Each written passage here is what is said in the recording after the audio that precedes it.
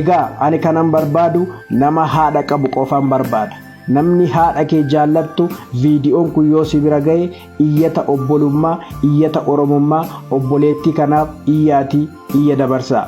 Adaraa oromummaa, adaraa lammummaa haadha koo jiraattan dhabee jirti jedhee hin eegganne, hin dhufti jedhee hin abdanne, duute jedhee hin awwaallanne.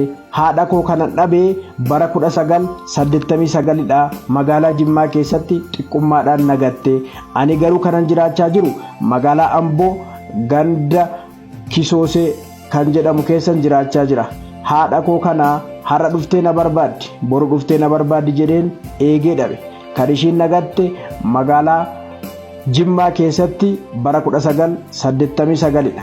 Amma yoonaa haadha koo argachuu hin dandeenye, duute jedhee awwaalladhee hin teenye garaa koo kutadhee, jirti jedhee na barbaaddi jedhee eegeen dadhabe. Kanaafiyyuu yaa Oromoo, yaa lammii koo viidiyoo kana sheer godhaatii bakka hundumaa naa qaqqabsiisaatii haadha koo naa barbaadaa jette obboleettiin kun jiraattu magaalaa Amboo kan taate Roozaan. Kanaafiyyuu viidiyoo kana sagalee ishiirraa dhaggeeffannee walitti deemina. Lakkoofsa bilbilaa kan Roozaas gubbaarratti isiniif maxxansuu waan dhiifneef tiiktaakiin nu adaba waan ta'eef lakkoofsa bilbilaa namoonni qabachuu barbaadan kan Roozaa kan Hintalaa Duwwaa 985 91 88 53 akkasiin qabadhaa. Lakkoofsa dabalataa Duwwaa 9 17 23 72 41. Adaraa lammummaa, adaraa oromummaa haadha koo naa barbaadaa. Haati koo hin dhufti jedheen karaa eegee dhabee, haadha namaa laaleetan haadha koo of bukkee laalee, miyaa haadha koo hin barree, firannee bodhee, obbolaannee bodhee, eessummanannee bodhee, fira koo hin beeku, fira koo faana walla barsiistee hin deemne, eenyuun of bukkeedhaa hin qabu. Adaraa yaa lammii koo na bukkee dhaabbadhaa kan jettu obboleettiin kun sagalee ishee akka ittaanutti siniif dhiyeessitee jirti. Adaraa oromummaa sagalee ishee dhaggeeffadhaatii hundi keessan sheer godhaa. Lakkoofsa bilbilaa dabalataan koomentii jala sinii keenya. Baay'ee nama gaddisiisa. Waaqayyo haadha kee. Harmee kootu na jalaa bade maaloo na gargaaraa adaraa Waaqayyo. Amantaadhuma keessan qabdanuu jedhaati warri musliima taatan adaraa Rabbii, warri kiristaana taatan adaraa Waaqayyo gooftaa maccaateedhaati na gargaaraa. Sheer koppii link godhaati sagalee kanatti aanuu sinii dhiyeessu. Haadha kootu na jalaa bade, haati koo maqaan isii Zabiibaa Hajinuuruu jedhamti. Dhaloonni isii magaalaa Aggaaroo mana barumsaa Raasdastaa bukkee, mana barumsaa Raasdastaa bukkeedha. Mana eessuma isiitti guddattee achumatti na deessee immoo achuma na keessee immoo baddee. Eessumni isii mana barumsaa Raasdastaa bukkee maqaan isaanii Hajinuuruu Abbaa Joobeer jedhamu. Hajinuuruu Abbaa Joobeer jedhamu. Hajinuuruu Abbaa Joobeer kun eessuma isiitti obboleessa haadha isiitti ijoollee 3 qabu. Ijoolleen isaaniis Anwaar Hajinuuruu, Na'iim Hajinuuruu, Sa'idaa Hajinuuruu jedhamu. Sadan isaanii amma lubbuudhaan Aggaarotti argamu. Aggaaroo mana barumsaa Raasdastaa bukkeetti argamu.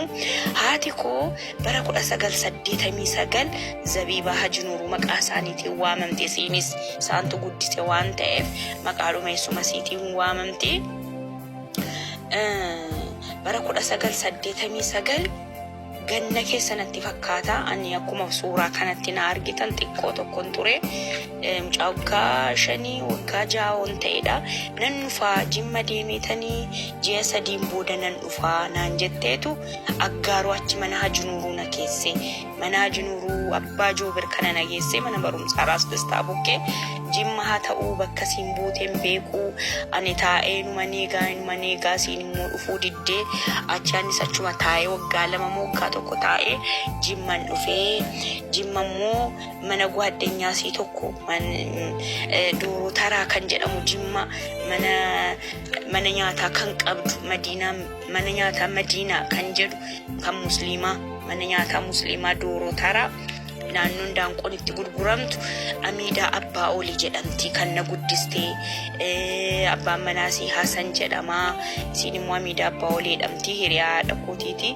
Mana sana dhaqee haati koo Jimma Aggaaroo na keessee waggaa 1 booda Jimman dhufee. Ani immoo Jimma dhufee mana Amiidaa kanatti utuu haadha koo barbaachan dhufe gaa Jimma xinnoo sii guddadheera gara wagguma 1 wagguma 2 booda haati koo nagatte jechuudha. Mana sana duruma waanan beekuuf Jimma dhufee Amida Sanani mana nyaataa qabdi Madiinaa kan jedhamu mana nyaataa kan musliima yeroo sana Jimmatti baay'ee mana nyaataa kan musliimaa mana nyaataa beekamaadha.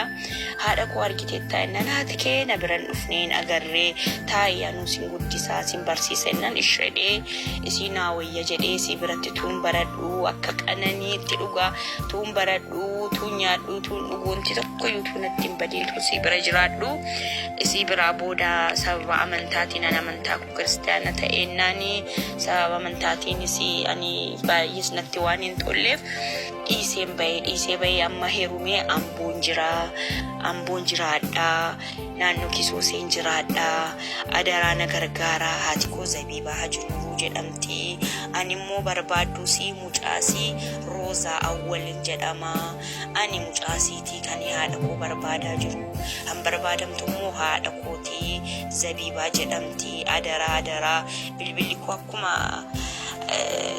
wargitan wanti sin odeeffannoo argitan hojii